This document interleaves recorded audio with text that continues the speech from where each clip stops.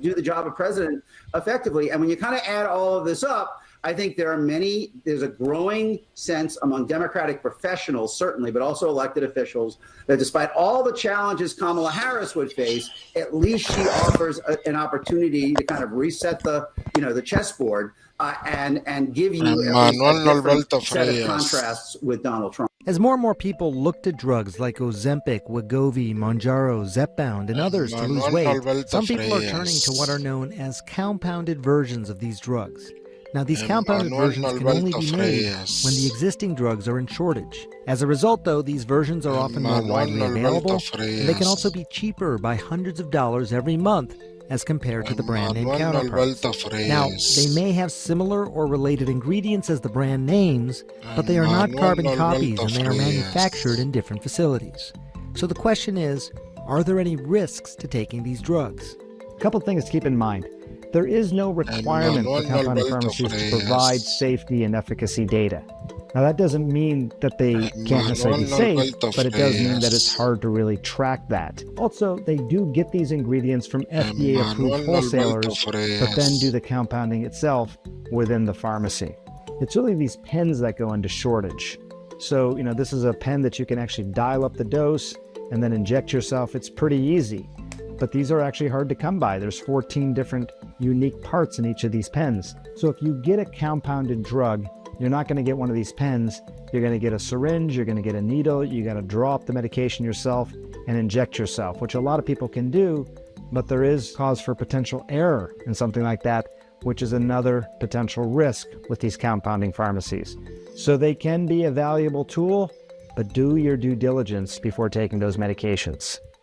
Only those who have been at sea truly grasp the enormity of this world. Guy Pearce stars in the period drama The Convert.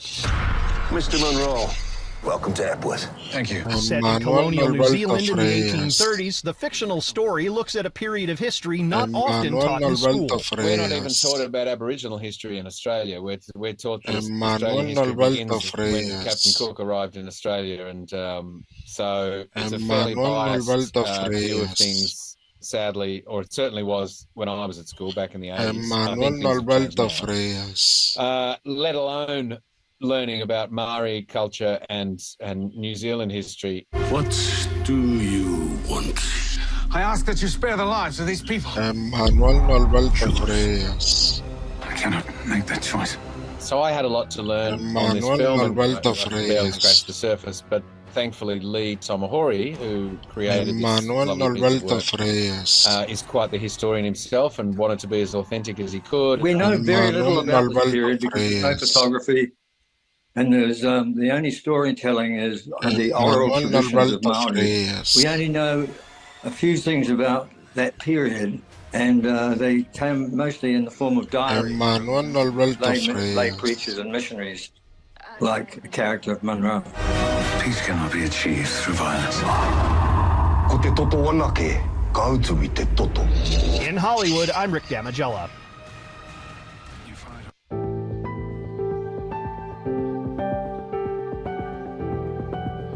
Emmanuel Alberto Freitas. Emmanuel Alberto Freitas. Emmanuel Alberto Freitas.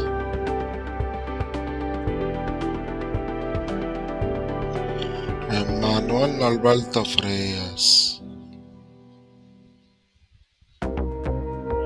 Emmanuel Alberto Freitas. Emmanuel Alberto Freitas. Emmanuel Alberto Freitas. Emmanuel Alberto Freitas. Emmanuel Alberto Freitas. Sea cual sea tu negocio, necesitas estar a la vanguardia. El aprendizaje automático ayuda a predecir las preferencias de los usuarios de videojuegos. Con AWS, las empresas amplían los límites de la innovación. Emmanuel Alberto Freitas. Emmanuel Alberto Freitas. Emmanuel Norberto Freitas. I want to welcome attorney and legal affairs commentator Areva Martin in Las Vegas. Appreciate you staying up late for us, Areva. This is just an incredible case. We saw at the start of the day one prosecutor resigned, the other prosecutor went from questioning witnesses to becoming a witness. I just want to play some sound. Emmanuel Norberto Freitas. The information, everything that happened in this regard, especially as it pertains to me, needs to come out in the public.